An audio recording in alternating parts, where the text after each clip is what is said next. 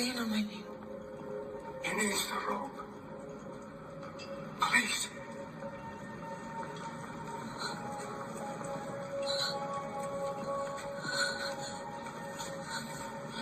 Who is that?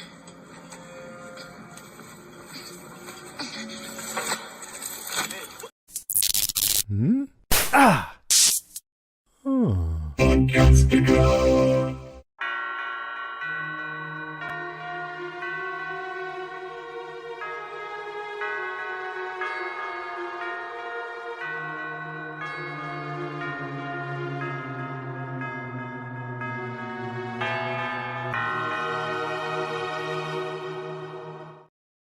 Welcome to the show. My name is Alex. Hey. And I'm Lizzie. A is from the person that we wanted to talk to because we got a bunch of questions for this guy. Yes, and sir. It's none other than Nathan D. Simmons. Yeah. And welcome to the show, man. Thank you so much. Sunday is From Day, and you are in the center of it all. How are you doing? I'm doing good. I'm doing pretty good, man. I actually just got back. I'm here in Nova Scotia right now. I just got back from Peggy's house, and we watched a little From gathering. Just watched really? the new episode there together. It was fun watching. Peg was in the front of the theater, and I was in the back. So yeah, and we had our own separate teams. Yeah. We actually had to interview her it was either last week or the week before when she was doing everything, and she didn't give up much, man. She is like she's like good, tight-lipped. I mean, damn. I know some security. I mean, like, damn, girl, like, just up. She's good. She's good. She's good. Before we get in everything, I just want to remind everybody, hit the subscribe button, which is right down here and over there. It's in the corner, right, Lizzie? And I'm talking to Taryn. Sorry. Okay, whatever. Whatever, Taryn. Also, folks, I want to congratulate you thank you because we hit over 751 subscribers. And does that mean we're at 751? 751. Oh, okay. I thought you said over. Wouldn't that be 752? Well, it could be. I don't know. Yeah, but anyway, I'm sorry. You know, you have to deal with this. You know, you have like so much better stuff to do, right? That said, we are talking. He's texting right now. He's doing a lot. No, I put my his Peg is like, are you on with those two losers? No. No, Did you send you a picture outside. Like this, like the two losers? No. And it would help if I actually had the right episode in, because I forgot to add it. And we are talking season 3, episode 4, Threshold, and I probably spelled it wrong. And there was a couple of things that happened with you this episode. Yeah, did you really hurt your foot, or like you were that was totally a lie. lying? Yeah. He pulled that out his ass. Yeah, that was a lie. Yeah. I just didn't want when I had to know that I was going to go through the medical cabinet, right? So it's a lie I pulled out. Yeah. My foot's fine. So the question we have for you is, and I think I know the answer to it because are you good or bad? Oh, I'm good. Absolutely. Yeah. Are you just saying you're good, and then the rest of the sentence is at being bad? No. I'm Elgin is he's God sent. He's good. He's still a good guy. Yeah, absolutely. Yeah. Now everything he's doing, there's a reason. There's a reason. Everything he's doing, with like Fatima, even with Fatima, like he's saving his life. You've seen in that episode. You've seen the episode, right? Like they're probably gonna have to go. Donald's gonna report her. She's gonna end up in the box, right? So even he saved her life. Yeah, she doesn't know that, understand that yet, right? So he's like, is that how you sleep at night? I'm going to tell you right now, and we can say some really bad words. You're full of shit. No, seriously. He saved her life. You know what? I think this was the good night to come on, because I just want to give you a hard time. I'm like, you're dragging the poor pregnant girl down the stairs. You know what? Gently. No, when you start to talk to the other podcast people and all that other stuff, this is what you should tell them. Did you see the raggedy shack that she was in? I was exactly. you know what I'm saying? I'm just trying to protect her. I had a bed. I had a dead guy that looked like it was Jade. I That had. was decor. I'm writing it down. Yeah, I'm writing it down. Yeah. I bet you are. I bet you are. So, No. so you have had such a great role this season. I mean, compared to last season and everything that's been going on. When you read, I want to jump back to our opening scene. When you read in your table reading for the first time that Julie throws that rope, did everybody just gasp? Yeah. I was like, we were like, what the fuck? Like, what's going on? Sorry for Chris. Like, what's going on? What do you mean she grabs the rope? Like, it just set my mind a blur. Like, really. And I think, like, I went back and viewed a bit of, like, season 2, that especially that whole scene. And, like, hey, this was planned from the beginning. This is planned from the beginning. And I was happy because I felt like I'm starting to, there's more mystery, but in that mystery, I'm starting to get a few, like, questions that are starting to get answered to it all. Right? Well, you know what? Some people have said that this episode was boring, and if they did, they don't understand shows because there was so many jam-packed information. Oh my God! We've got time travel. We've got whatever the hell you got going on. We've got a monster baby, and then we've just got Jade, who's the greatest. No offense. He's the greatest character on the show. I mean, I know you're a good character, but I'm telling you right now, he is the reason why this show is just off the charts, batshit crazy. It's true. Then the deeper he goes down, I find like the deeper Jade goes down these rabbit holes, that's where we go as well, right? Like, it's like the questions we're asking, he's trying to decipher. And, that's what. And we finally got to interview David, and you know how they say you should never interview the people like you because you never know. Him and you, actually, the whole cast have absolutely been over expectations. Every single one of you. And I'm sorry, I know Lizzie actually has something to say, and I won't let her talk. Yeah, but I was just going to say, like, when we were interviewing David, like, that has been one of our must-haves, because he's like elusive. It's like trying to chase a greased cat or something, Wait. I forgot one other big thing that somebody else mentioned. Oh, just the boy in white explained the whole friggin' thing for us. Oh my God, let us get there. I'm just saying there was a lot of stuff that went on.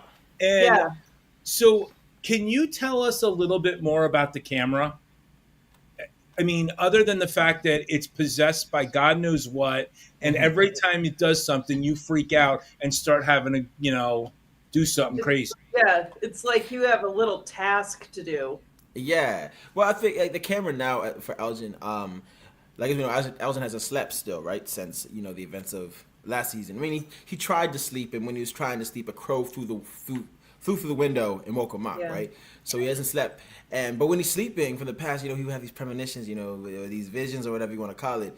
And, that eventually ended. But in that, now he has this new type of spiritual guide and this kimono woman who's speaking to him through these Polaroids, telling him, like, what he needs to get, like, to complete the mission, to complete the task, right?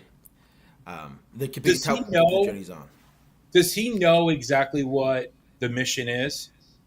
Yes, absolutely. Okay, that's why he's complicit. Like when the Kimono woman was asking for his help, she was also explaining to him like what he has to do, and that's like that's the only reason why he's going out, because that's one part of Elgin is like he wants to try to help people, like and save people the best that he can, from how he can, and this is another moment where he feels like it's a place where he can actually do some good, and so because like when you land you wake up on the bus, and you were having a really bad dream.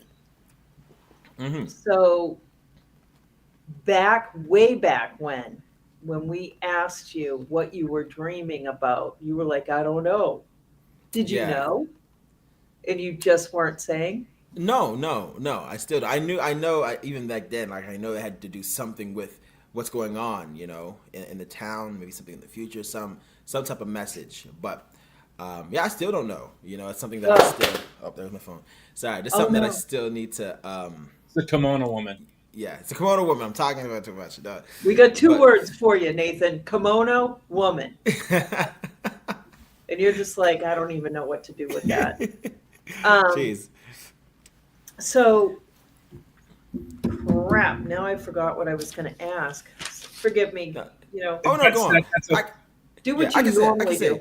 Yeah, I can say I'll finish off too. Like the dreams, like what I do know, like to articulate it better. Like I did know that the dreams did have something to do with the town and some bad that has happened or was going to happen, right? Yeah. But I didn't know what that dream was. I still don't know what that dream was, right? But what I do know now is that I got a camera that is almost in a way serving the same purpose of showing me things that Elgin needs to do in order to help the kimono woman, and from Elgin's side right now, like it's something good, So, could you answer this for us?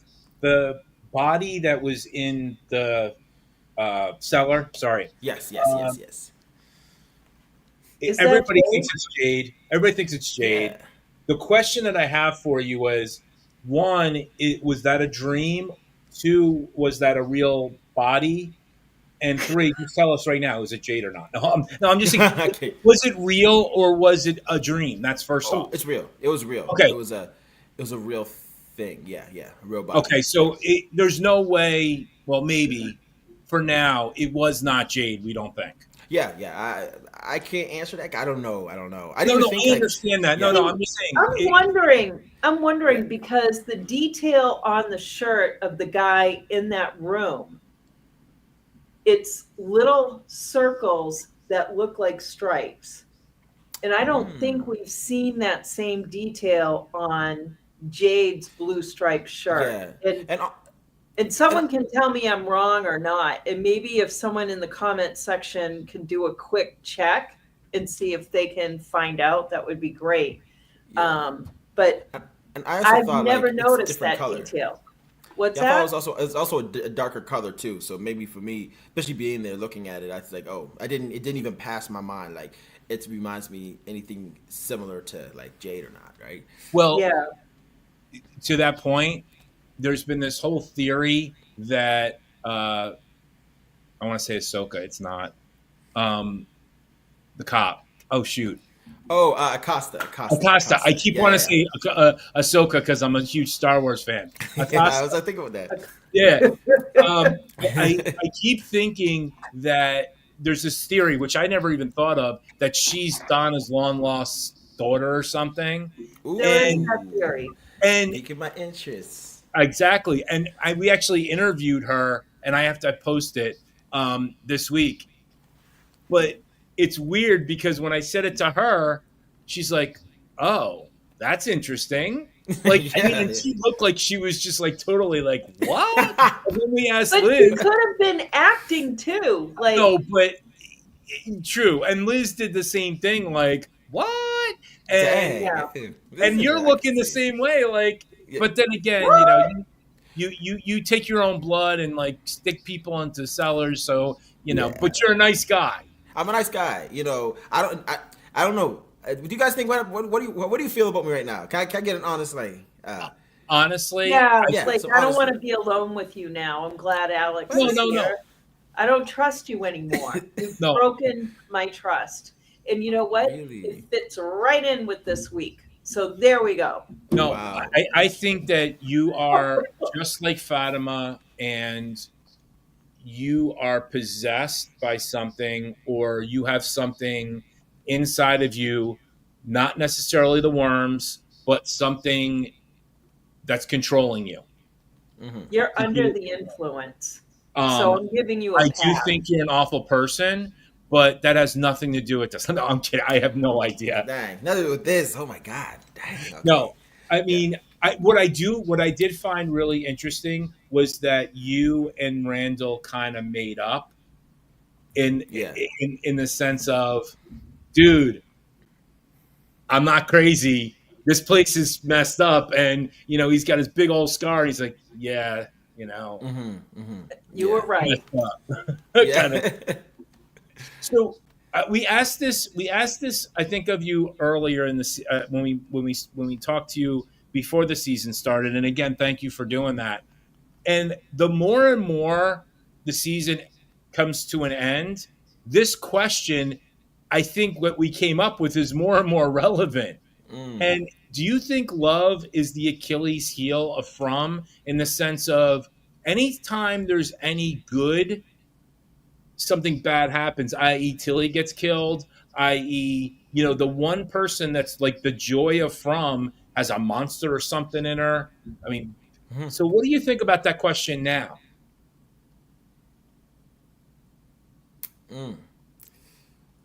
Even I feel I feel more so I think love is still important where From, I feel like in every angle, people are trying to attack, that concept of love and try to attack those unions. And I think that's kind of something that this season, a theme that runs through is like something is challenging, the town, right? And so there's a lot of people whose relationships are being challenged and severed or whatever you want to say, like Fatima and Tilly, they starting to develop a nice relationship together, and then she's gone. I think the town's getting it, but I feel like also through that, those trials, I do feel that because of love, I feel like it has to end on a positive note, right? I feel like, or else the town's gonna implode. Like you seen in this episode too, Boyd and Ellis, like their relationship is starting to get rocky, and now the hero Elgin comes and save them again. Now they're back together, right? Like they entered the barn, and now they're like, oh shoot, like while they're fighting, they see. So, Right. I think now one other question, and then I promise I'll let Lizzie talk because I know she is chapping at the bit. Yeah. When you saw the kimono girl with Tilly, was that a dream or was that real?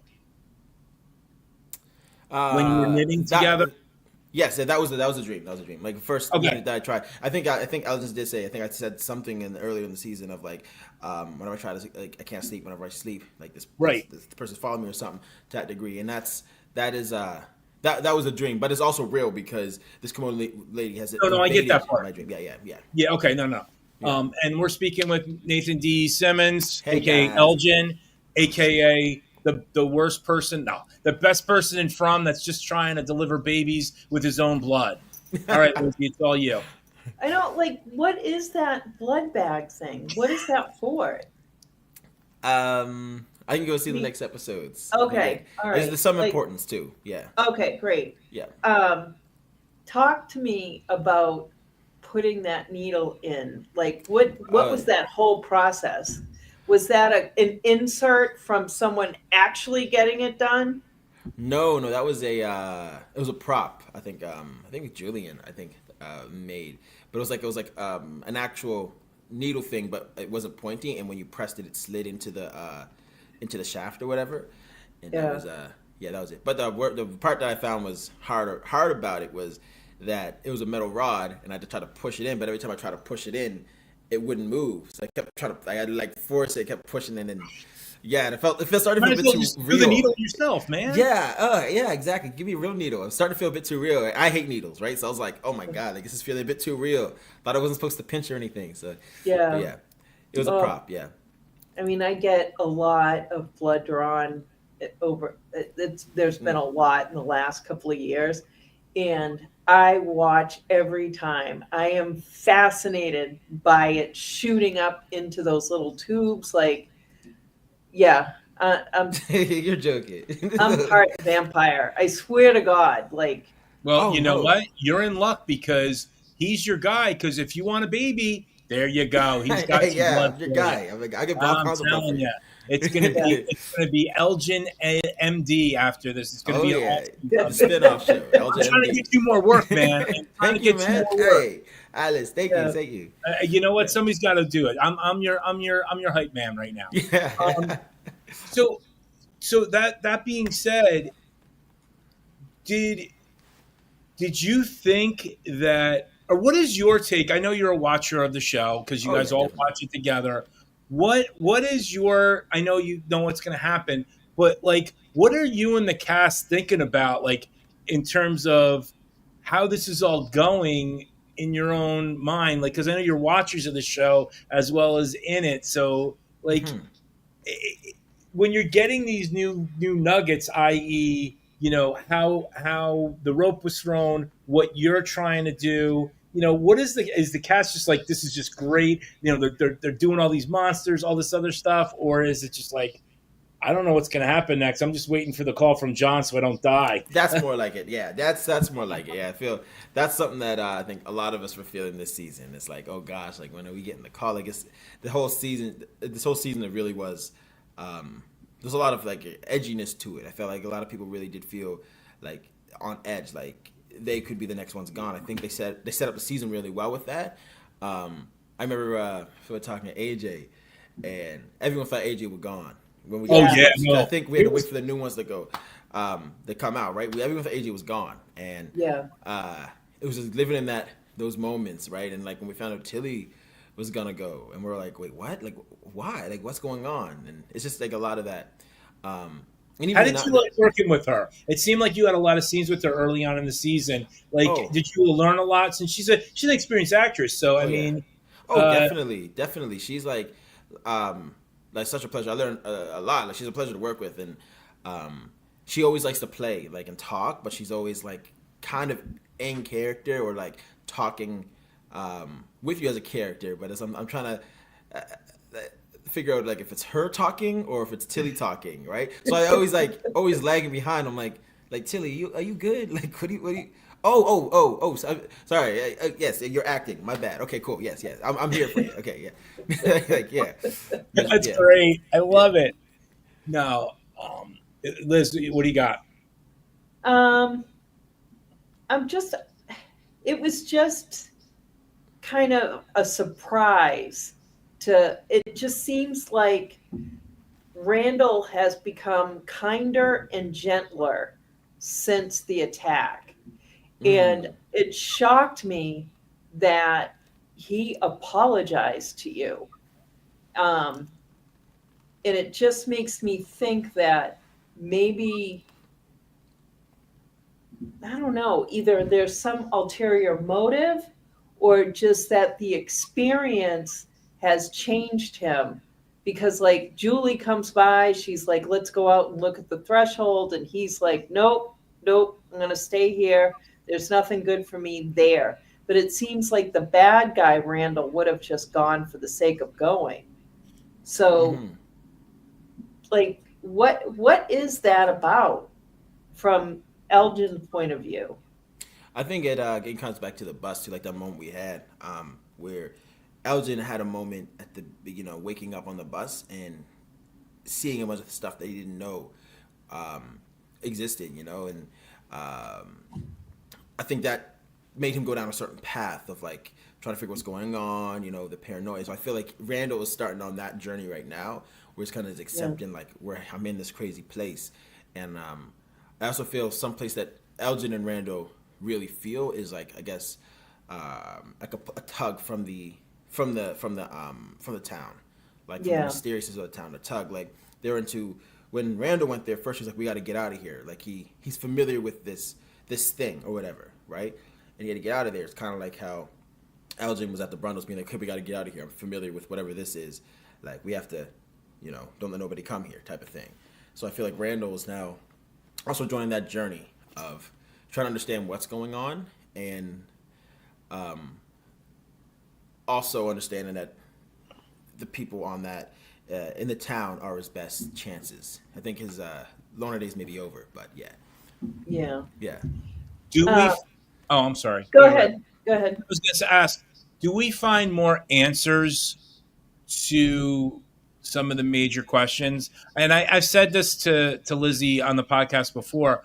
I don't care. I would love to just know why they're there. I don't care that you guys get out. Obviously, if you get out, then I don't think you're all going to get out. But it would be neat to find out why before. I mean, I know we're going to get to the boy in white in a little bit, but you, Tabitha, and I forget who else have seen this place before. Mm-hmm. And there's a reason for that. and Jade had said you would have run across this road no matter what you did.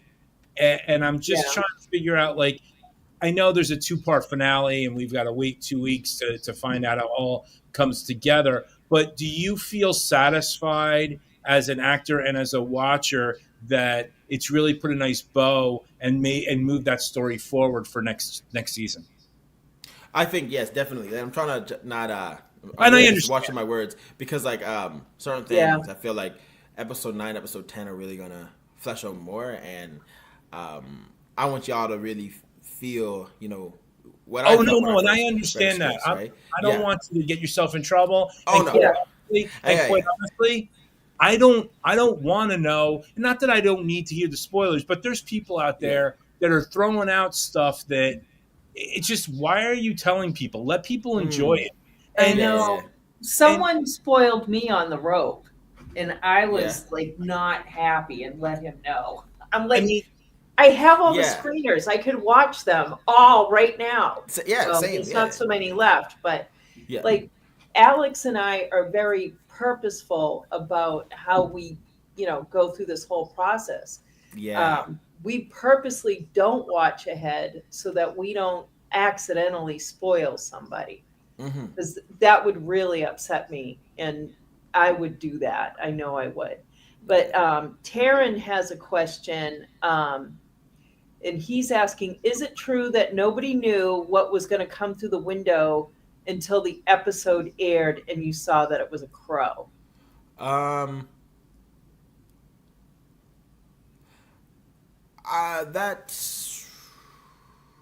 that work out? I think I knew it was, I knew it was a crow. I feel, just how the special effects people were using it. Like I seen like we were using like black wings and that was it. But I don't know. That's actually a good question. That was a day where, I don't know. I think maybe people may have thought it was a bird, if anything. Yeah. But I don't really know if everyone knew it was a crow. Yeah. Okay. Right. That's true. Yeah. But I knew it was a crow. I did. Yes, I did know. Yeah. Well, the question that I have, I think, is what do you want to say to everybody for the next 2 episodes? Because I know you're a busy guy. You got your jacket on. You're ready to go. I mean, I'm chilling. Yeah. I know you're always chilling, man. He's chilling like he's like totally cool. He's chilling like a villain, man. Trying to be. I had a busy past 2 weeks. Today's been like relax. I'm finally relaxing. At least until next weekend. Well, so do you normally hang out with the cast to watch the episodes? Right now, like the first time I'm actually getting together with Pega. I know. I think last week I was hanging with some family here, so like we all got together. But I loved it hanging with the cast. Watch some episodes. We're also spread apart this continent, but I love to. It's so fun watching. I know we watched the first 2 episodes all together, right? Like most of us down in LA, we watched the first 2 together, and that was a amazing experience. Well, like I said, thank you so much for giving us a couple of minutes of your time. Man, no problem. You've always been one of the anytime we've asked you, you've always wanted to come on and hang out. And hopefully once we figure out what the hell's going on, you can redeem yourself in Lizzie's eyes. And don't like me no more. Oh, don't like me no more. I'm gonna, I'm gonna get in touch with your dad and complain. No, don't tell my daddy. Hold on, don't tell my daddy. Lizzie, I love you, Lizzie. I love you. You know what, man? he tries to do this to me too. My wife. Yeah, I'm like, his wife is named Liz. I'm like, don't. I have too many Lizzes in my life. Liz. That's bad too. No, wait. Yeah. This is the worst. In 1 week, we had Liz Moy, Liz Saunders. I have her and my wife, and I couldn't figure out who I was talking to in that week. It was the first season. So, anyway. This is another question which I actually want to know. Yeah. Somebody just threw this out. Why the hell don't you change clothes? That's that saying. Hey, I know. And I asked, I say, hey, get new clothes? I'm like, nope, not this time. I think character-wise, I think Elgin is just like, he's just so, kind of messed up in the head right now, right? He's still kind of free-falling. And I feel like right now he's starting to get some, like, a surety and to get his feet settled on, like his purpose, like he's finally figured out, like, oh, this is what, all that dreamt meant, you know what I mean? I think now is that time. But I felt like that's the last thing on his mind to change clothes. Like he's just trying to get his mind straightened out from everything going on, and you know. I'm wondering if it's because he was just going to visit his, like, wasn't he just going to go have a meal with his grandmother? Like, maybe he didn't pack. He was just taking the bus. I think it would have had, not much to wear, but I also feel like there's a lot of like colony house people type of clothing that he could wear. But it's also probably comfort. It's probably the only thing of himself like on that he has is his clothes, right? And he's still trying to get his mind straight, right? So I know I told you I wasn't going to ask you this, but somebody's asking in the chat. Do you have anything coming up? I know you're working on a couple of things, right? Is that music stuff or is that acting? Okay, well, I lied to you, Alex. I am so sorry. I did finish a little sitcom. My friend, she was actually in this episode as well. She had a one line. My friend wrote a sitcom for a Canadian channel called Bell 5. And it should be out in like March, and I had a nice role. Completely different than Elgin. It's a whole different side. It's like you're not a lying bastard like you are here. Yeah, okay. Now the one thing I have to tell you, the one thing, all right, and you have to go back and look at this, and I actually put it in my notes. Yeah. Okay, when you pull her down again, this is what I'm thinking. Put the lotion in the basket moment. Do you know what that's from? Oh my God! No, what is that? It puts the lotion in the basket. It's the greatest, scariest movie ever. Oh my! What? You haven't seen that movie? Silence of the Lambs? You haven't seen Silence of the of course Lambs? I did. Yes. Okay, hold on. I did see yes. I watched Silence of the Lambs. I watched the one that came after that. I watched the Hannibal TV show. But what is, I don't know what is the I don't know what the lotion. Okay, my mind went somewhere else. Which the is lotion in the basket. Like he's trying to get her to soften her skin because he's going to use her skin. Yeah. And he's like, put the lotion in the basket. Yeah. Oh my God! I want to watch this again. What? Oh my God! It's like one of the most famous lines. And when you're pulling her back, that's what I thought of.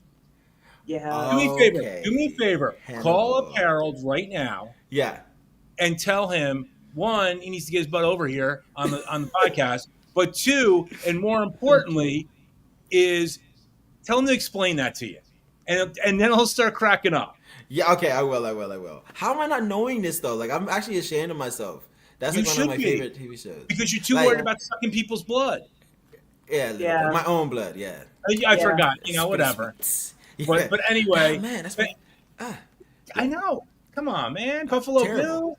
Terrible. I'm gonna cut this up for clips, and I'm gonna throw you down the bus, man. You think that green bus is bad? I'm throwing you off the bus and everything. Oh, shame me.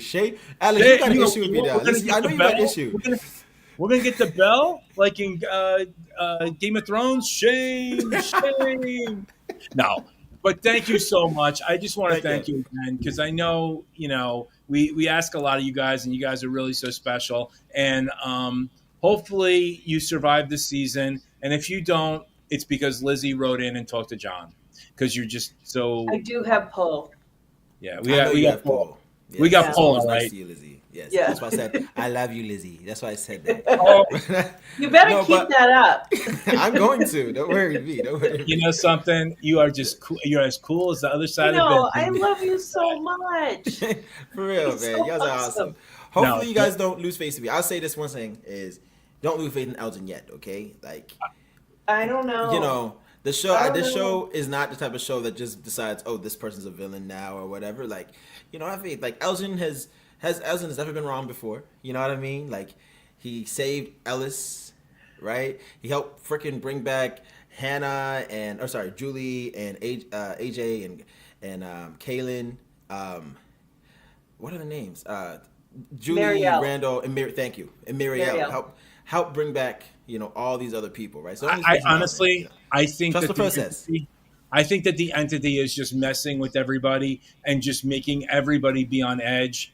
And that's what we're going to talk about when it comes to Boyd and everybody else. And there is a master plan that we're just not involved because we're not in John's head. But we're just looking forward to it. And we're just soaking it up because you made this 10 weeks just so enjoyable, just you and the rest of the cast. I'm just glad that you have a storyline that people can really get behind, good or bad, and that we're talking about it. Mm-hmm. Yeah. Thanks. Oh, So, can I say one thing too, Alex? I'm so sorry. Absolutely. I know you talk about spoilers, these so-called, spoilers, fake news, whatever you want to call it. But I say, like, even if you do know some stuff how it ends, I think it is worth going back and watching the season over again. Because, like, watching everything, like, after reading it, going through some ADR stuff, reading a bunch about ADR, and then seeing the stuff they put in the background, it all is like, wow, like, they really do be trying to spoil stuff in, like, plain sight. Like, they really are, like, dude, dude, it's incredible. Wait, don't do this to me.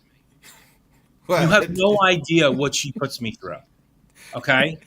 She thinks when you have a coffee cup, it means something. If they put half and half in it, it means something. Why didn't they put all of it in there? I mean, this is what you have. That's like the half of it. She phone calls me. Did you see this? No. Just like, how could you have missed it? It was right there. I mean, and you know what? You're not wrong. Because the rope, you would never have thought that was what that rope was. Rope hole. You would have never thought that. But it's right there in plain sight. Same words and everything. Like, that's just... Yeah. I know, you're right. And I love that mystery. Yeah. I did not... I don't know. Even though it got spoiled, I'd forgotten about it. And I just did not expect to see her throwing that rope down. And it was just so interesting. Like, Boyd never hears her. She never hears Boyd. Like, they were that close. Yeah, close. You have homework since the next time we see you, and we're hopefully going to get you back on, even though Lizzie's been such a jerk to you. Ha, ha, ha. You need to watch Silence of the Lambs. Oh, I did. You have a full report about it. Yeah. And you better be alive by the end of the season, or else we're storming the gates. Okay? If we could figure out where the gates were. Well, I don't know. Like, if Elgin dies, we riot. Can't find my location. Although we said we would riot if Mrs. Lou dies. And nobody did anything. I think I just went to bed. All talk. You know why?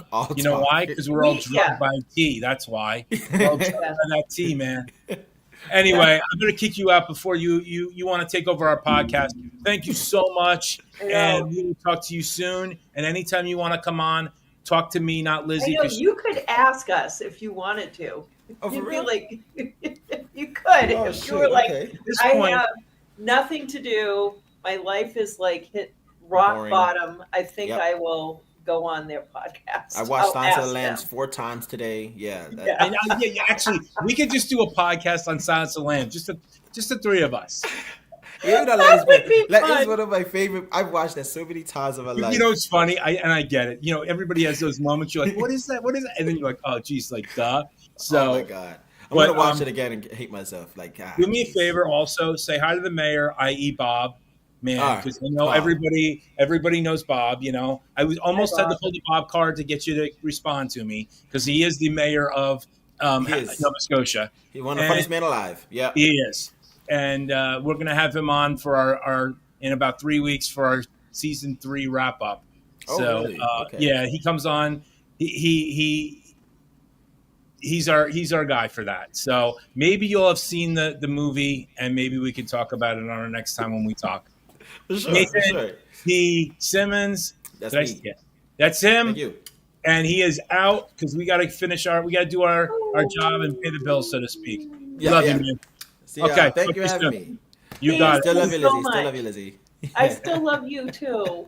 All right, can you guys have a love fest on a different channel? So I can Want him back. All right, bye, baby.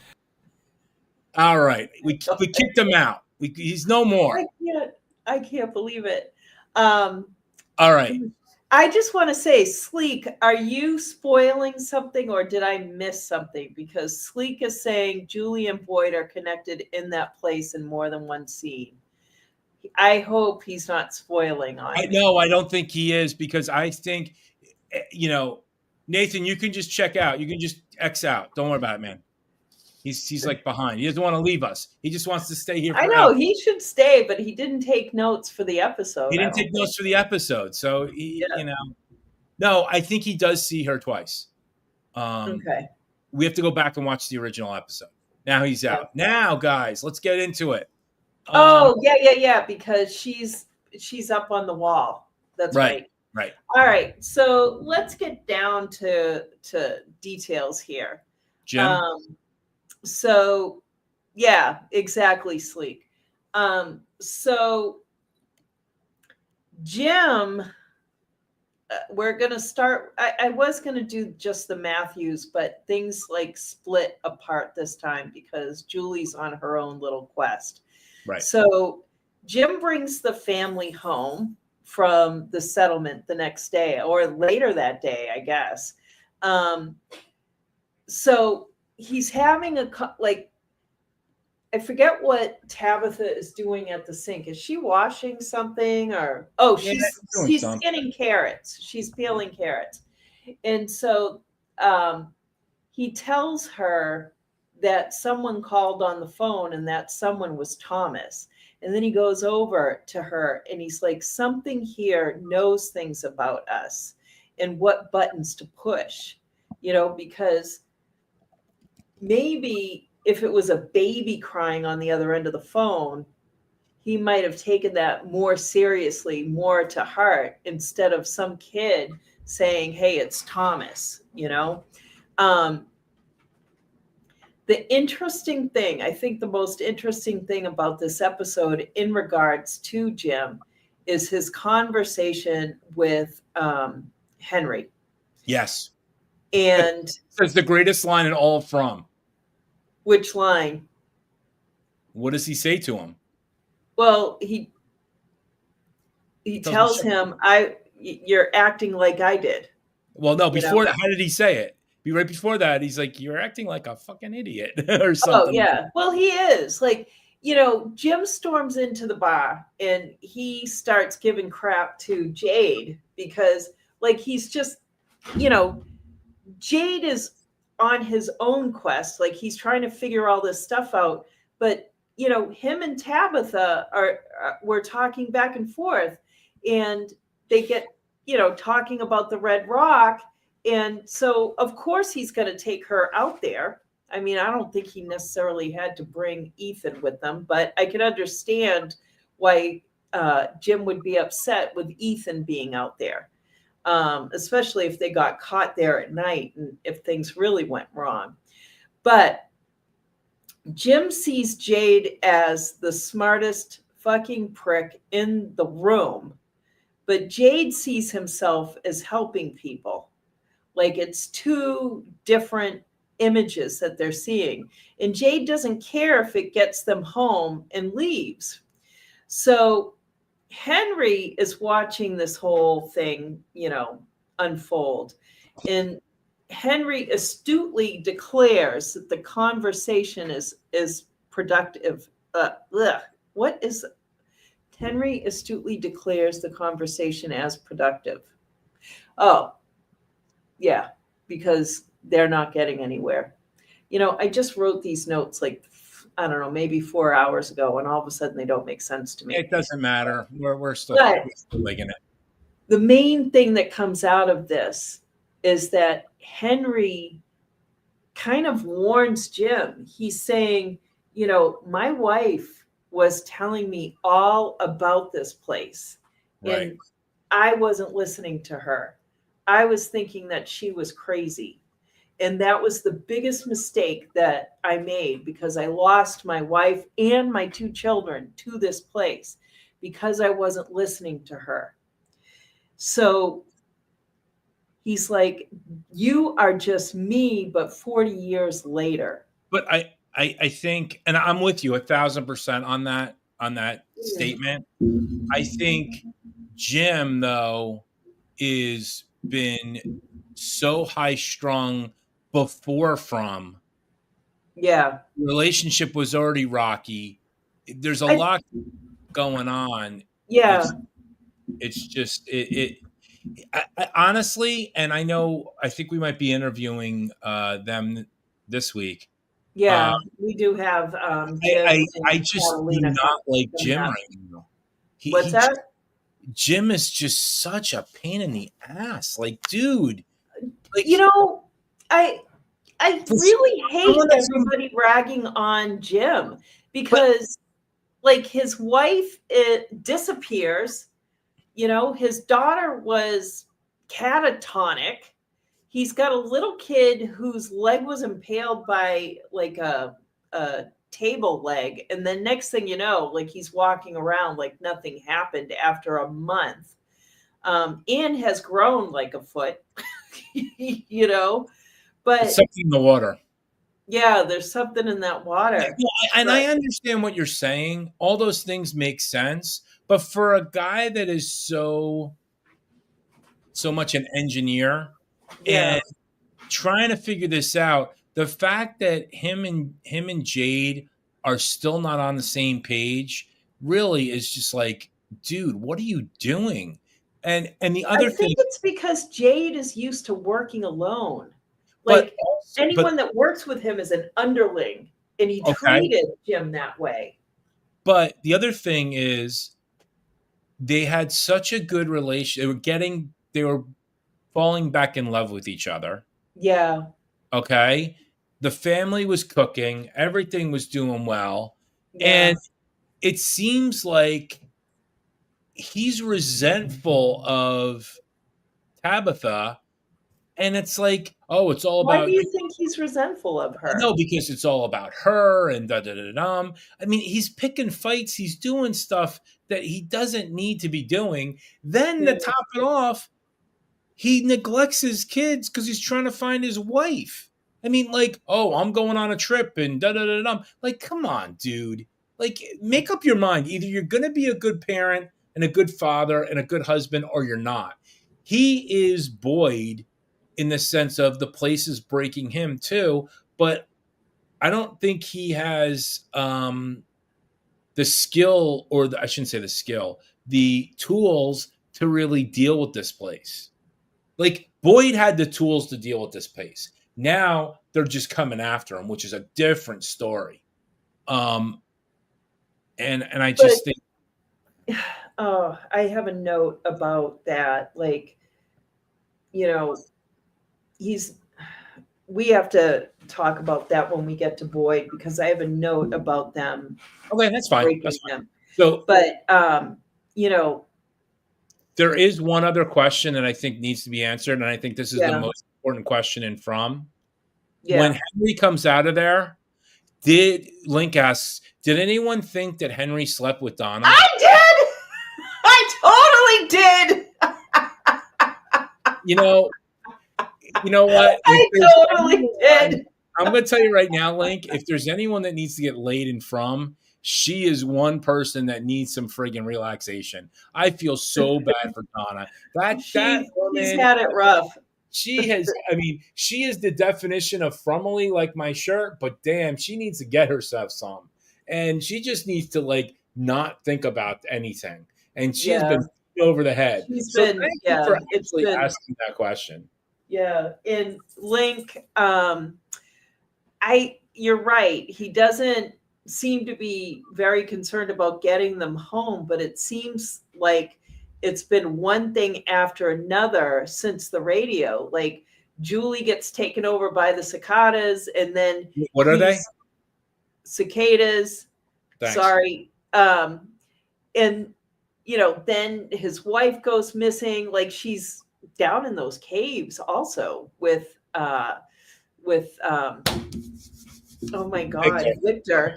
And then, you know, she's off on a trek in the woods with Victor. Like, it's been one thing after another. I don't think he's had time to even think about it. He's been trying to keep his kids alive and his family together. But yeah, you've got a point there. But this is the problem. Like, he can't have it both ways. Meaning this. They've only been there for what, 2 weeks? They're beyond 2 weeks now. I think they're pushing a month. Let's just say it's a month. Let's just say it's a month, okay? Yeah. But my point being is, they've been there for a month, and he's still not getting it, Jim. What do you mean he's not getting it? I mean, like you just said, he tried something. He's doing this. He's doing that. It's like, dude, this place isn't like real. I mean, I shouldn't say it's real. This place doesn't have the rules that we normally have. He's trying to put the rules of before from in here. What, real world? Yeah, I mean that's just Yeah. my opinion. Well, I think he's overly worried. You know, like he was really mad when he saw his family come traipsing out to the settlement. And they know, like at night, there's something, you know, moving around out there. Like he didn't like Jade interfering with his family. He doesn't trust Jade as it is because Jade doesn't seem like he's rooted in reality sometimes. But Jade's an asshole, but he's a smart asshole. Yeah. And but he doesn't always think about other people. No, I mean, but he deals in logic. Yeah, but and that's not. Yeah. But for an engineer, they should be able to have the same language in that sense. But well, okay. You know, he's a problem solver. But the thing about it is, all right, so he was looking at Henry kind of, let's see. Jade was right that Jim is doing stuff for himself and he's scared, and Henry says that's true. And then Jim sees sense and sits down, and Jim doesn't drink, promised he'd be a better father and husband and dad. And that's basically the end of their conversation. Jade, you know, meets Henry in the bar. Maybe I should have started with that.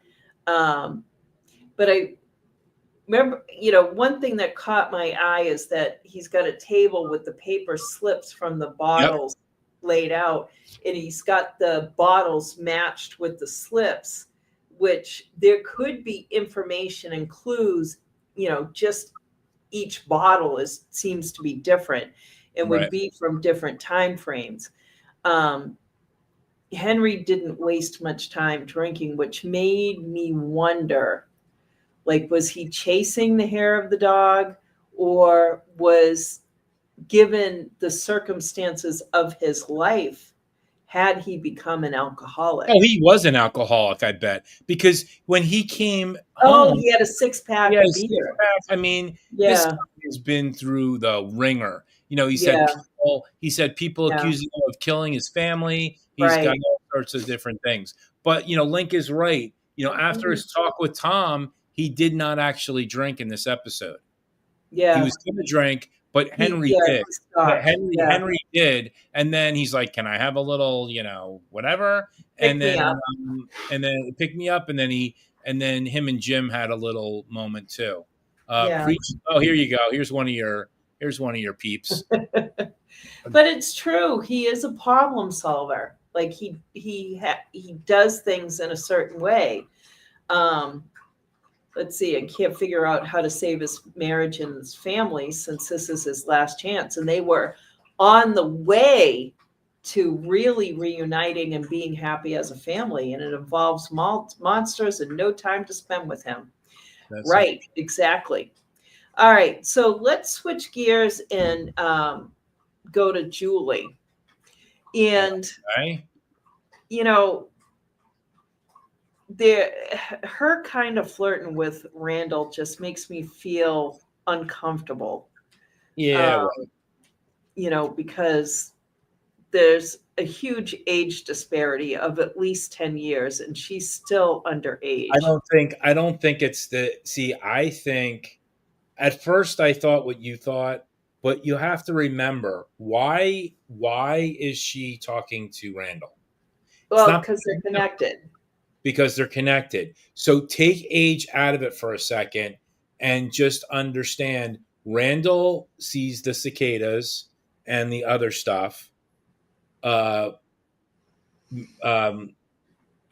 know, Julie is hearing screaming, so she's smoking the pot. And but we didn't see her do that this episode at all. Well, but my point being is that's what she's doing. They're connected by being taken. And the fact that she heard something there, it didn't matter who it was. She wanted somebody to go with her. they were feeling two different things. Like Randall was feeling like I can't get away from this place fast enough, and she was feeling drawn to it. Um, he said she thinks that it might help going there, and I think help their whole cicada issue.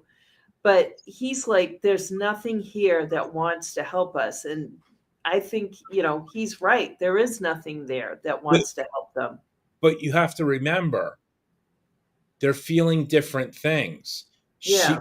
You hit the nail on the head. She's feeling something different in that space than he was. They have purposely tortured him and turned him into a nice guy because he was the epitome of He was just out for himself. Yeah. Right. He was, and now he's part of the team. And now he ended up banished to the bus because he was such a jerk. But now he's part of the team, and now they can torture him even more. I don't even know if he's part of the team. I know he wants to solve this problem. But she ends up grabbing Ethan, and they go. And she's been telling him, Ethan, because he asked about the time when her eyes turned white, and they haven't really talked about that. And she says that she hears nonstop screaming. And when she goes, they elect to go into the threshold together. But when it comes down to it, it's not Ethan's job to go there. It's right. Only hers.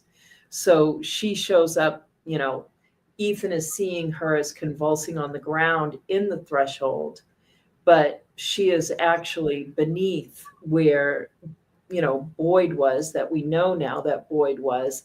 And it looks like that same exact chamber that she was in before. In the screaming, it turns out the screaming that she's hearing is actually her, Randall, and Marielle being chained to the wall, and in their own heads, their minds, that entire experience, that's what she's hearing, is the three of them screaming nonstop.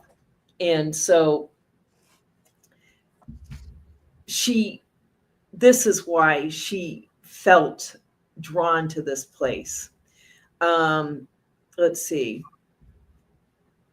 Before they go in, she says to, or asks Ethan, what is it that you always say? You're a little chromonacle guy. And he says, at a scary threshold, the hero must be brave. And that's why she walks into it.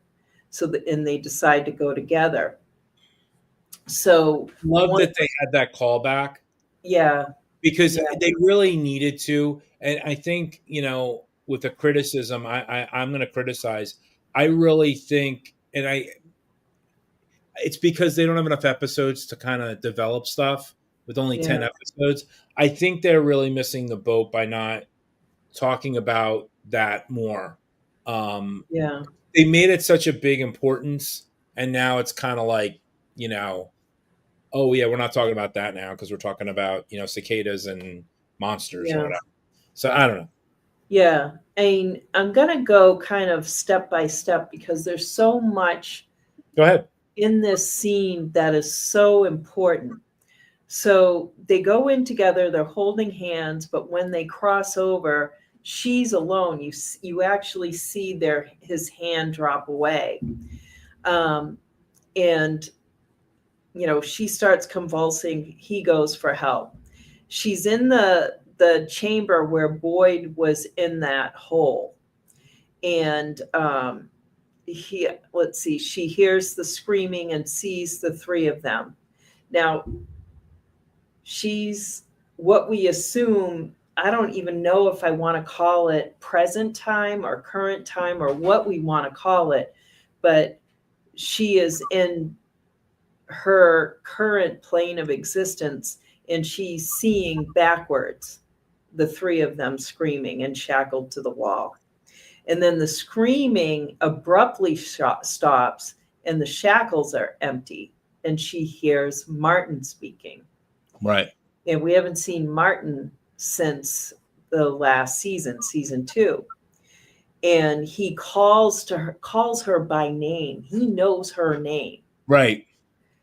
And he tells her that he needs the rope, that he needs the rope. He doesn't say who it is, but he needs the rope and to throw it down.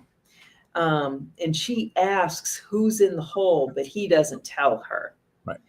But we see the rope coming down the hole, and Boyd grabs the rope and is told to hurry because they don't have long. And Martin tells her to leave, and she goes. When she turns back, she turns and then turns back, Martin is gone. And the shackles are there. Yeah. She goes through a door, and then she's in the tunnels, and she hears Tabitha and Victor when she flicks a lighter and calls Mom. There's no answer. And it was interesting. It was like, like hearing these voices, but you can't see you can't see them, but you know that they're there. And what's frustrating about that particular scene, I like to watch the episodes with closed caption. I always do, yeah. Well, the problem is with the screeners, you can't do it. Right. And because of that fact, it's like you want to hear, like, I can't wait for it to, pop up on my Plex, because I want to be able to actually hear what they're saying, because it's important stuff. Oh, it's Victor telling her they've got to be quiet because the monsters sleep down there. Yeah. So, yeah, I know with the screeners, if there's a trouble spot, I kind of mark it in my notes so that we can go back and look at it. So anyway, let's see. And then she starts hearing the Ancui kids, and the kids are yelling.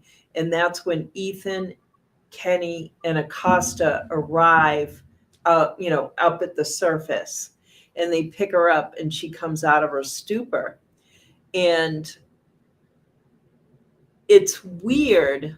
Like, if she can see herself shackled, throw Boyd the rope, hear her mom and Victor, she's in some kind of loop. It's got to be time. Yeah. I mean, it's definitely. I mean, that's going to be boom number 2. But have you ever, like, way back when video games were starting to get big, there was this one that I just loved called Leisure Suit Larry.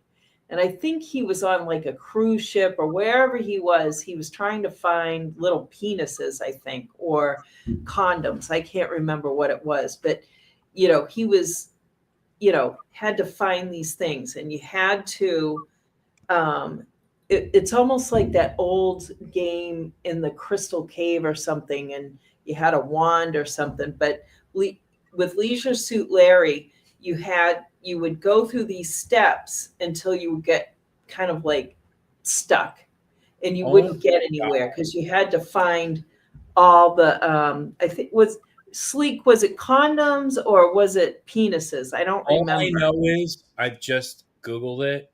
Yeah. I can't even show the covers of this stuff. Well, it was Leisure Suit Larry.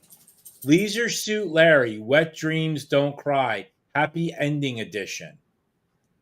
That's icky. It was just some like gross kind of guy on a cruise ship in a leisure suit. And yeah, he was looking for sex, but it wasn't X-rated. I don't remember it being X-rated.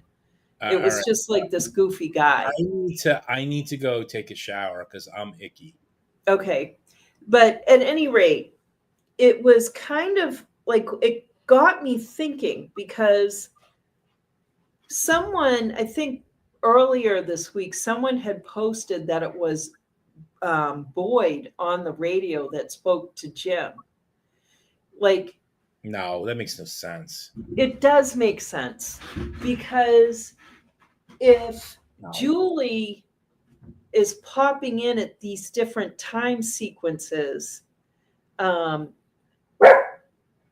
it's not going to happen, Charlotte. If Julie is jumping in at these, going between these different time sequences, it just makes me think that they are picking up clues every time they go through from, because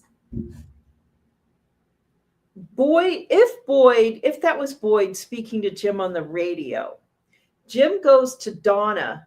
Just hear me out. Jim goes to Donna and he tells her, like, he wants to talk to her because he knows that she heard the voice. And Donna thinks someone is listening to them.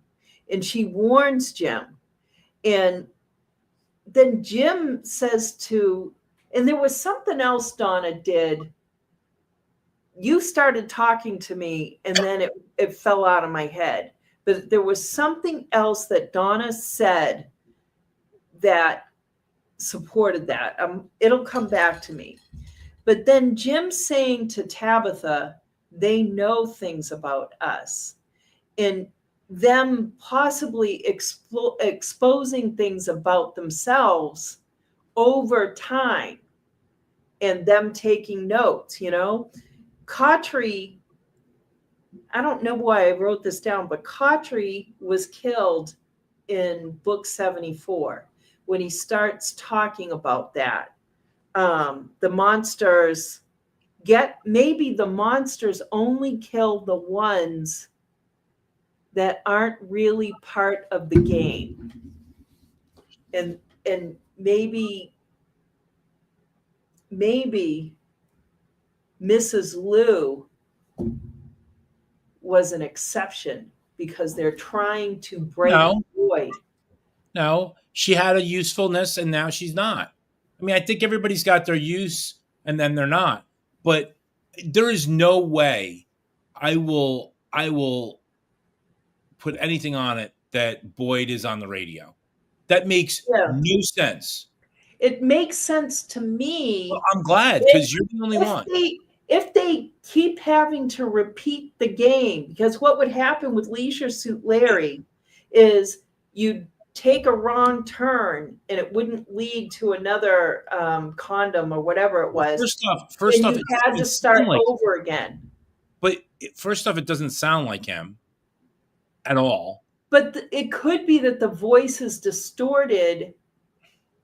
I don't know. I did not go back and look at it or listen to it. I mean, listen,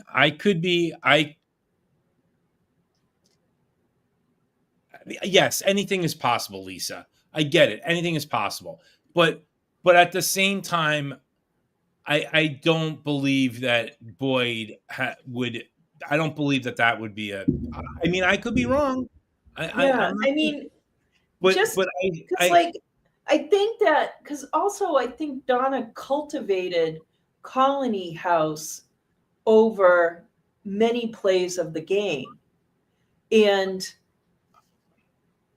I don't know, with the choosing day, I understand what you're saying. It's a little bit like of a Matrix situation where they keep just redoing. But at the same time, I just think that the monsters, the entity, whatever it is, knows stuff because it's their world. They brought them there. Why? Because they brought them for a reason. They know their strengths. They know their weaknesses. They know whatever. I think that, we do have some time travel going on or whatever you want to call it now. And you're right. Nothing does make sense and everything is on the table. And we've proven that from today. I mean, I'm glad we did get answers this week. I mean, I don't care who you are. If you like you got answers this week. And if you don't think you got answers, then you just need to leave the show because wait a minute. Is Podcastica, is that Jason? It might be, yeah. Oh, hi, Jason. Yeah, I'm sorry. No. We're streaming on Podcastica. Oh, okay. So that all being said, yes, everything is on the table, Lisa. I'm not saying that it's not, but to me, it doesn't make sense that he would be telling him that. I could be wrong. I think, like I said, I've said this from the beginning. The entity is playing the game, and they're controlling the monsters. And again, I could be wrong, but I also never would have believed that Julie would have thrown the rope. So, Yeah. We knew someone had to, but we just didn't know who it was. To your point, Lisa, and this is what I love about all this. I just am a viewer of the show, so I can't wait to be wrong or right. Like, just when it all plays out, it'll be like, okay, we were wrong or we were right. So that's why we're all here, because we have the love of the show. And let's go on. Okay, so let's hop over to Victor, which ends up being utterly fascinating. Like, he's having a major meltdown because Sarah can't make Jasper talk. I know, right? And I felt so bad. Like, I felt so bad. And so he makes Sarah go over to the Matthews house. Now it's the Matthews house number 2, to get Tabitha, which, Jim being so volatile and protective, Sarah is the last one he wants to see at the door, especially knowing that his son is not home. But anyways, Tabitha goes with her, and Tabitha transitions into mommy mode, and she starts, cajoling him and trying to calm him down so that he can think. All he tells her is that Jasper talks, and that Jasper told Christopher the secret. And I think she asks him if he wants to look at his pictures to try and remember. And he said the pictures always remembered so that he didn't have to. So he would draw pictures of what he saw. So she does get him to calm down and helps him to remember that he heard Jasper. Sarah helps. It was Sarah says, what was it like out that day? And it helps land him in that day when he heard Jasper talk, And so he said he was in the basement at the church when he saw this happening. So he heard voices when he opened the basement door. And when he got to the bottom of the stairs, Jasper was telling secrets and Christopher was angry.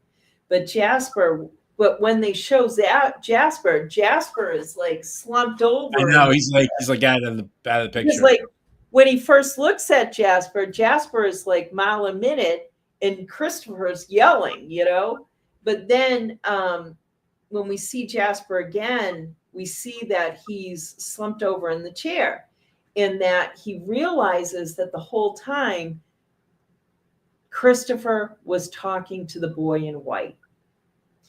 And the boy in white says, the answers to the end are at the beginning. It started with the children. What the others did to them, it was people that they loved did something to them. It was the people that they trusted. The children were born in the dark, and then they were murdered in the dark. But someone who loved them told them a story. The story gave them hope. And when the children laid on the stories, they poured their hope into the roots. So to make the symbol, so they poured their hope into the roots to make the symbol, and the roots became the tree. And then Sarah says the faraway tree. The boy in white was trying to tell Christopher that to save the children, he would have to go through the tree, but he wouldn't do it. He wouldn't listen, and he got angry.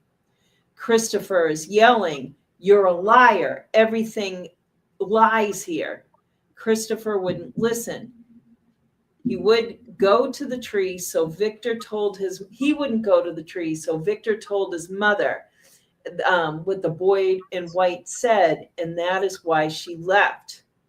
So my question is, so does this mean that's why the town was annihilated that time? Because Christopher wouldn't go into the tree and Right. Miranda went into the tree. Is that why the town was annihilated? And in the meantime, the monsters pick off the unnecessary people. Like all those people except for Victor were unnecessary. Yeah, Daphne's right. There was some kind of ritual, but we don't know what it was. Whatever they did, the children were born in the dark and they were murdered in the dark. Like a stone slab in a circle. And that's why the stones are red. Maybe. I mean, I just like that they have a reason for the massacre, but Yeah. what or why, I don't know. Yeah, I get it. The question is, why did they keep Victor? Again, he's probably part of the game, the end game, but it makes, Yeah. I mean, maybe because Victor was a kid. or I maybe, mean, well, we don't know that Eloise died. true. We don't know that she died. And maybe because she was a kid, she wasn't killed. So we don't know where she is. Yeah, but they killed kids before. First episode. Yeah. Yeah. So I mean, I don't know what. Unless that was like the zombie picking up the doll, the Right. bunny rabbit, the one exception. I don't know. Like, I mean, like I said, we don't know that Eloise is dead. And Victor hid really, really well. True. I don't know. All right. Let's move on. Daphne, we're going to be doing season 2 after the season. That will be our rewatch. All right. So number 5. Let me make sure this is the last thing. Oh, that's number 6. So number 5 leads to number 6, right? Because 5 always comes before 6. All right. So this is about Boyd. So Fatima murders Tilly. Boyd deposits Fatima in the Sarah shed and then goes back to town. Let's see. Tilly helping her stop the monster from eating. I don't even know what that means now. That means Boyd nothing. tells her she's her family. What's that? So what is going on is, she knows that she can't eat real food. Yeah. And she understands the fact that she should be in the box because she just killed somebody. But she also knows the reason why she did it was because something forced her to do it. Something was, yeah. And he brought food and he says, "Your family and you can eat and and try to eat something." He brought rotten food. But Boyd also said, Ellis is coming. Yeah. And away he goes. Yeah. And Boyd and Ellis, they scheme about what to do. And then, they go back to town. Like they're talking about what they're going to do as they walk back into town. Like, and then when Kenny shows him Tilly, like Boyd just has this blasé reaction, Right. And Acosta is there, probably in her element because she's doing her police lady job. And Donna immediately accuses Sarah of this because who would think that Fatima would do this, And the thing about it is like monsters are one thing, like that's very straightforward. But when you have murder, somebody there has to be blamed.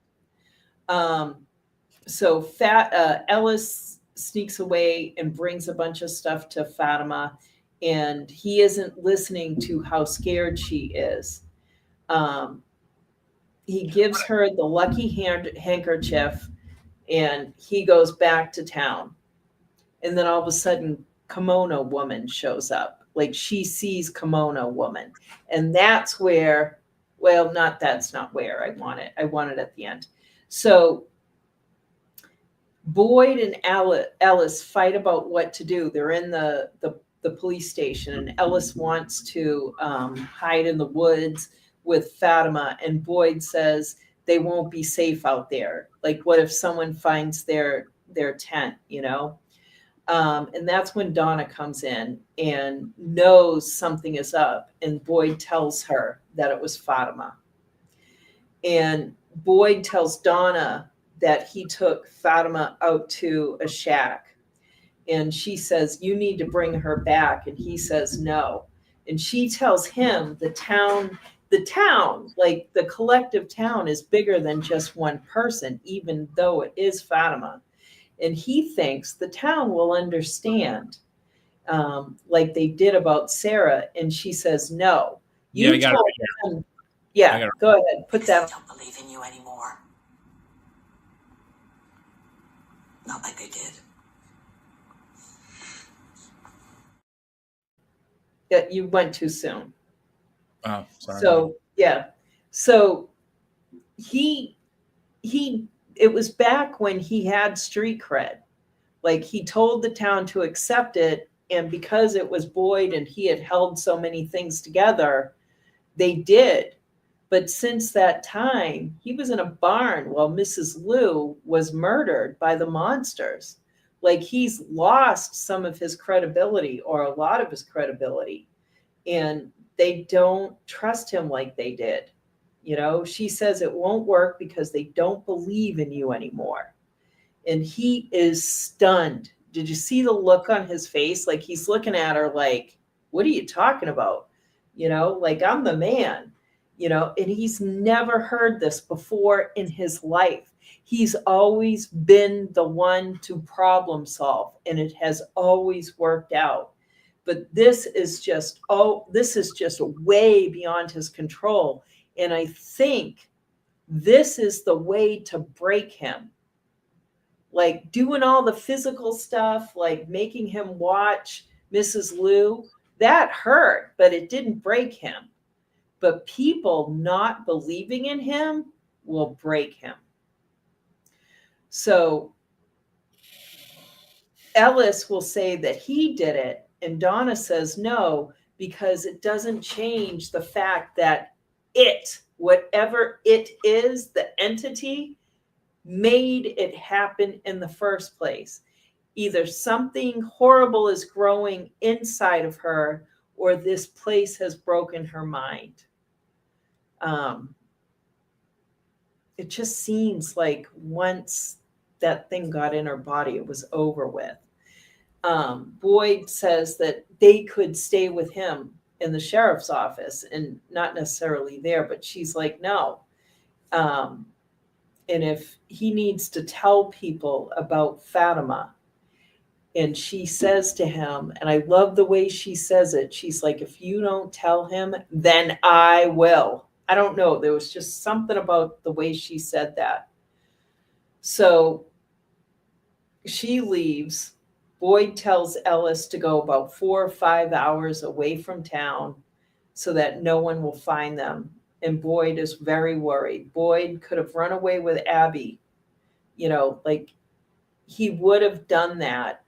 Like, if he hadn't have shot Abby, he would have run off in the woods with her just to save her life.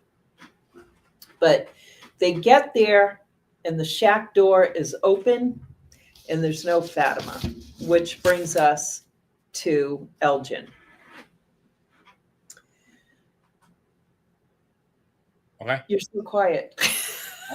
What do you want me to say? You okay. I'm just like, it was the whole thing. All right. So this is like a day in the life of Elgin. The camera is giving him clues as to what he needs to do. I don't understand the blood bag. Do you? Do you think it has something to do with her? Absolutely. He needs to feed the monster. So you think that's what it is? It's just food? It's for Fatima. I mean, it's got to be something. You know, exactly. Assuming I do want to go back to one thing because it was like an hour ago that you said something and I don't remember. But Rennie had said, and it was something about Sarah. Like Sarah's got an alibi. Yeah. He was And with Victor. Yeah.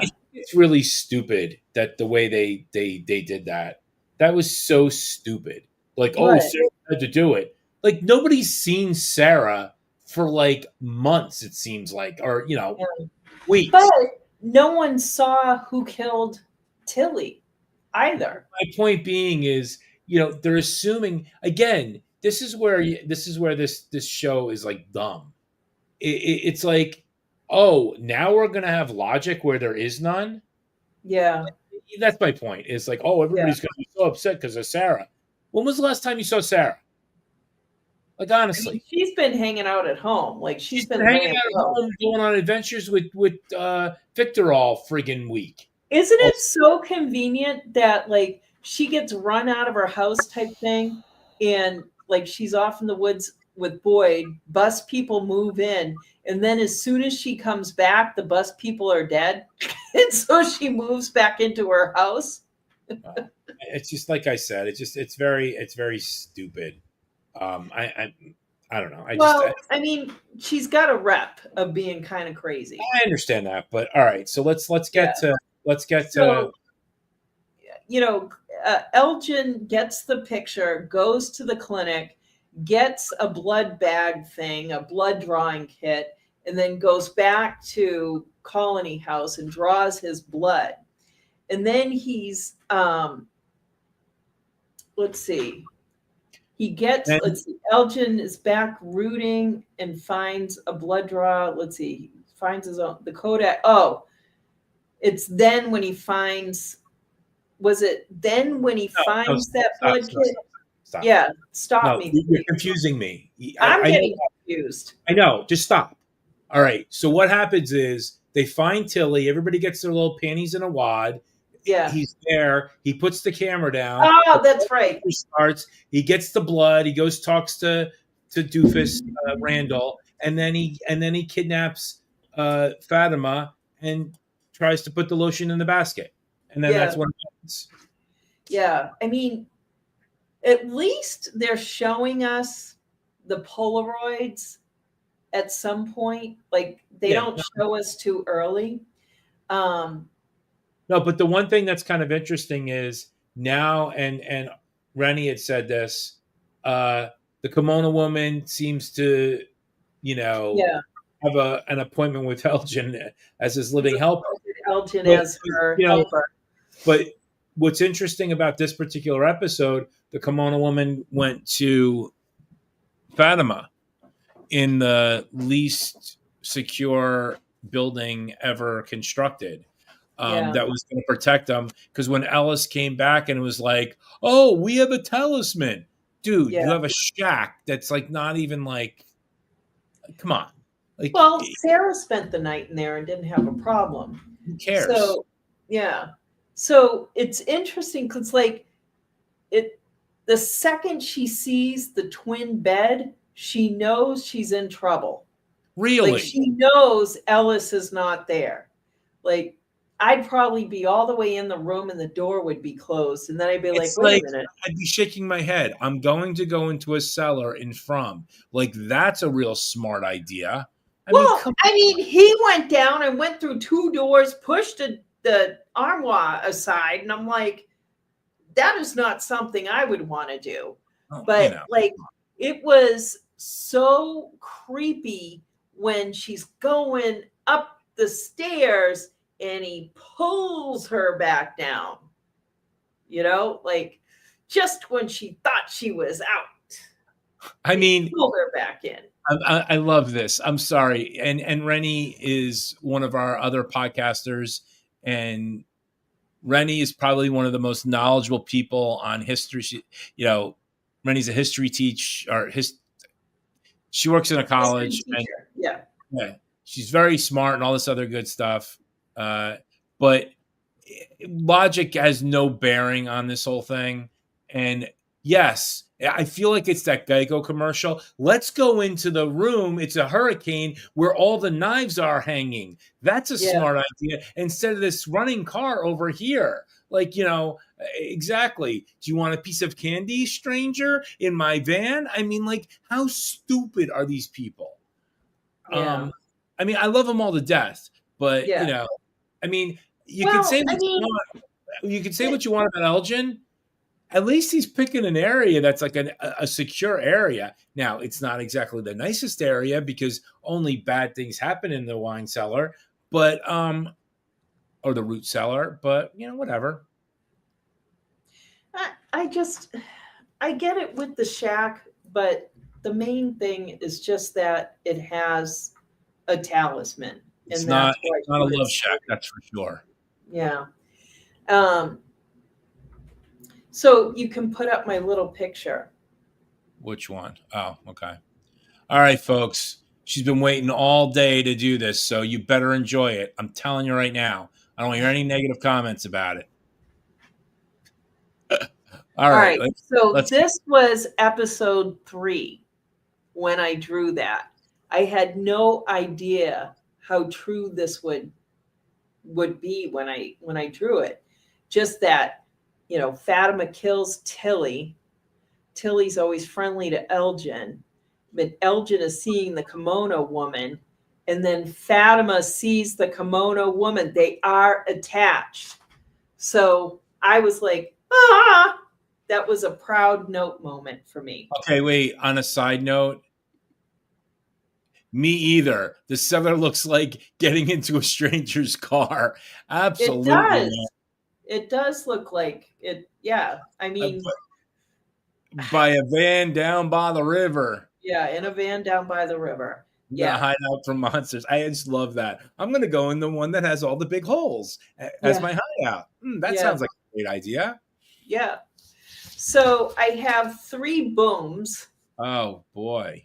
So now that we're done talking about it, I should really get some sound effects. Boom! Is just Victor finally remembering the secret, and that we get all this information about the Ankui kids. I mean, it's not detailed, but it is kind of like a poem that we can figure out. What? It's more than what we got before. Yeah, I mean that's a lot of information. And all I can think of is Jack Nicholson. You can't handle the truth. Yeah, it feels like it sometimes. All right, and then boom number 2 is the time travel with Julie. Like I was trying to put it in order, like the three of them screaming. Boyd is in the hole. Martin is gone. Tabitha and Victor, and then the Ankui kids. And the Ankui kids, that could be when she hears them. That could be way back in the beginning when they were first laying on those slabs and were murdered in the dark. So then the last one. I have a boom 1A or 2A. Yeah. Lisa brought it up. Boom. And look, you have delicious blood to drink in the cellar. That would be boom 3. Oh my God. No, because we already have a boom 3. The boom 3 is Elgin and the whole like Fatima being thrown in that room to give birth to a child that is not hers. Satan's child. Or entity child. Yeah. Boom, boom, boom. Yeah. So what did we learn today, folks? That Elgin is supposedly a good guy. Is supposedly a good guy from the actor. The actor lied completely and was he was actually awesome. I mean, he was like in that episode, he had this weird bad guy energy, but still nice. Like he was weird. I didn't find it as bad guy energy. I really believe that just like Sarah, Elgin and Fatima are going through changes. And they're not that they're not responsible for their actions, but I really do believe that they're not responsible for their actions. Yeah, it's beyond their control. Why don't you read this from Rennie? Yes, time travel. I really loved it. Loved it that they circled back to that moment when Boyd got the rope and we didn't know who'd thrown it to him. I love the fact that they answered a question that we weren't looking for the answer for anymore. Yeah, I mean, we were looking for it, but it wasn't. It was a nice surprise, and I loved that. I loved that, and I just it was so interesting the way they cut that whole scene together, where she was in multiple planes of existence at the same time almost, and she was crossing paths with Boyd and then with Tabitha and Victor. But I think Lisa has it right. He's doing the right thing, but he's also possessed a little. And he really just needs to do two things: stay out of water and stay away from cameras. Like, enough already. I wonder what his water thing is going to end up being. Well, I just think that he really needs to learn how to swim, or just not go around water. Don't drink water. Don't even do anything with water, because he just has no good things. But now that we solved none of the problems of From, next week we're going to be talking season 3, episode 9. I can't believe just two-part ending. Yeah. And 2 episodes left. And so folks, before we hit the road, what do you guys think is going to happen? I mean, I know you all have the spoilers, right, Lisa? Tell us, Rennie, Papa, Sleek, Please don't spoil. I can't take it. Where's Papa? I think he left. He was watching the game. But, and folks that are on the podcast, because there's like 27 other people. I know Daphne is on, I think, still. And if I don't do this, I'm going to be in trouble, because every week she promotes us. If you guys are into scary stuff, please go to Run for Your Lives. They do all the scary movies you could possibly want. They've done Halloween. They're just dropping the movie Signs with Mel Gibson. Oh, I love that movie. One of the best lines: "Swing away, swing away." Swing away now. But my point being is, if you're looking for some really cool other podcast, in Podcastica Network, her and Daphne and Paik do a killer job of dealing with, all that kind of good stuff. They did a whole thing on the Meg, and what was the other one that they did? All the Halloweens and the Candymans and all sorts of crap that people just love to watch, which I won't watch. So that said, we're almost out of here, because I know you want to do some schlocking of stuff. Well, yeah, I just wanted to talk about our poster that we still have copies left. So you can go to our Etsy page, the What Is From shop. But we just got some new stickers in. And I've set them up in some sets. And I'm just waiting. Okay. All right. Did I send them to you like that? No, I cut them up because... All right, because that's not the way that I put them together. All right, so we got some new stickers. We've got the smiley at the banister, Jasper, one of the totems, and Alex came up with this great line for the bottle tree, adventure of a lifetime. So we have those. If you go to our Etsy page, you can buy them in groupings. So I put them, I tried to put them together. They are not grouped like this. How are they grouped? That much. I did not do that. How are they grouped? I don't remember. That's why I sent you the picture. The only reason, the only difference, Lizzie, the only difference is this is the bottom line of the top of this. So the only thing that's different is the ones with the smiley are on the bottom. The rest of it's all the same. Yeah, I don't remember. Okay. I mean, I can go to the Etsy page and look at fine. the listings. That's fine. But if you want these stickers, that's what we're selling. Also, we've got these awesome, what are these guys? Bookmarks? Oh, I lost my page. Hold on a second. So these are bookmarks, and we have just plain bookmarks where it looks just like that without the jewelry. So these are just a washer that has "from" written on it, and then there's a little like pendant thing going on with it.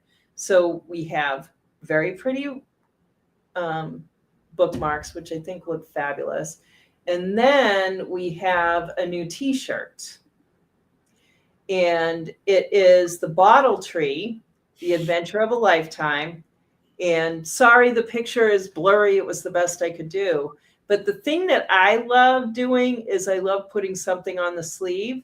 So when people are like, what does that mean? You have "from" on the sleeve. And they still probably won't know what you're talking about. But I have to say, I did a book festival yesterday, and this woman came up to look at my books, and she said, there's this really great show I just started watching, and it's called "From." And I'm like, yeah, I know all about "From." I podcast on it. So it was like a full circle moment. So that made me really happy.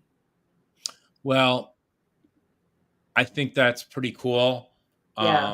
Thank you for putting all that together. I know it wasn't easy because we've been working on it for a while. And folks, again, if you like what we're doing, you can always support the podcast by subscribing on the bottom or telling a friend or whatever else. And we are going to be... And also, like, our merchandise helps support the podcast. Well, that's cool, of course. It ain't free, but we are paying for it. So yeah, it'll help support the podcast as well. This week we're going to be interviewing Catalina and Ian, as well as we're going to be dropping tomorrow Samantha Brown, who plays Acosta. I had the pleasure of interviewing her last week, and she is one of the most wonderful people ever. And I really am mad that there's all the hate that's going on for her character, because well, that's par for the course. No, I just don't understand. People just don't understand what she's doing. I think, and that's a different conversation. But anyway, I want to thank all the listeners, and you guys have been the best. And next week, we're down the home stretch. But until then, when it's time to go home, it's time to go home. So see ya. Get you home. Let's go. Come on, get in your house. Let's go. Come on.